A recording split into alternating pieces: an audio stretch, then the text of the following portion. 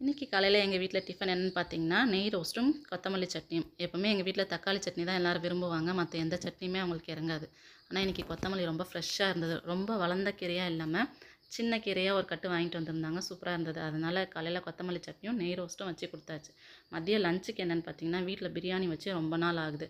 அதனால் என் ஹஸ்பண்டை காடை வாங்கிட்டு வர சொல்லியிருந்தோம். காடையும் சீரக சம்பா அரிசி, நெய், புதினா, கொத்தமல்லிலாம் அவங்க வாங்கிட்டு வந்துட்டாங்க. நானும் வீட்டில் இஞ்சி பூண்டு சின்ன வெங்காயம் எல்லாத்தையும் உரித்து ரெடியாக வச்சுருக்கேன். கரெக்டாக 9:45க்கு கரண்ட் கட் ஆச்சு. அப்புறம் ஃபோன் பண்ணி கேட்டால் இன்றைக்கி ஷட் டவுன் அப்படின்னு சொன்னாங்க. நேற்றே அவருக்கு தெரிஞ்சிருக்கு. அவரை மறந்துட்டு இன்றைக்கி வாங்கிட்டு வந்துட்டார். அப்புறம் என்ன பண்ணுறது, வீட்டில் இருந்த பீர்க்கங்காயை வச்சு பீர்க்கங்காய் குழம்பு செஞ்சு என் பசங்களுக்கு கொடுத்து விட்டுருந்தேன். நம்ம நினச்ச மாதிரியே நடந்துட்டா எப்படி? ஈவினிங் மரவள்ளி கிழங்கு வாங்கிட்டு வந்திருந்தாங்க. வீட்டில் ஆல்ரெடி சக்கரவள்ளி கிழங்கு இருக்குது.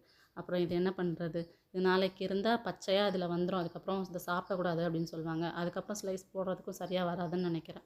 அதனால் இன்றைக்கே சிப்ஸ் போட்டுடலாம் அப்படின்னு சொல்லிட்டு என் ஹஸ்பண்ட் கிட்ட ஸ்லைஸ் போட கொடுத்துருந்தேன். மரவள்ளி கிழங்கு ஸ்லைஸ் போடுறதே ரொம்ப கஷ்டம். அதுலேயும் இந்த ஸ்லைஸெல்லாம் போடுறது ரொம்ப ரொம்ப டேஞ்சரஸ் அப்படிங்கிற மாதிரி. ஏன்னா இந்த ஸ்லைஸ் எல்லாம் நான் நிறையவே வாங்கியிருக்கேன். அருவாமனையில் லேசாக கட்டாச்சுன்னா கூட ஒரு சின்ன கோடு மாதிரி தான் தெரியும். இது நம்ம கையவே ஸ்லைஸ் பண்ணி விட்டுரும்.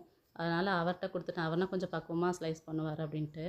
ஆனால் இந்த கிழங்கு சரியாக வரல. நம்ம போட போட ஸ்லைஸ் பண்ண பண்ண நடுவில் விரிஞ்சிட்டே இருந்தது. அதனால் துண்டாகி கட்டாகி தான் வந்தது. கட்டானாலும் பரவாயில்ல அப்படின்னு விடுறதா இல்லை.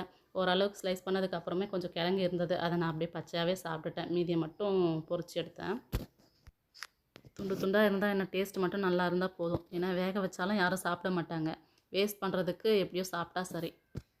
பிரியாணி மசாலா நான் எப்போவுமே கடையில் வாங்க மாட்டேன். எப்போவுமே ஃப்ரெஷ்ஷாக வீட்டில் அரைச்சி தான் செய்வேன். அதனால தான் கரண்ட் இல்லாதனால செய்ய முடியல. அதனால் நைட்டுக்கு சப்பாத்தி வச்சு காடை கிரேவி வச்சு சாப்பிட்டோம்.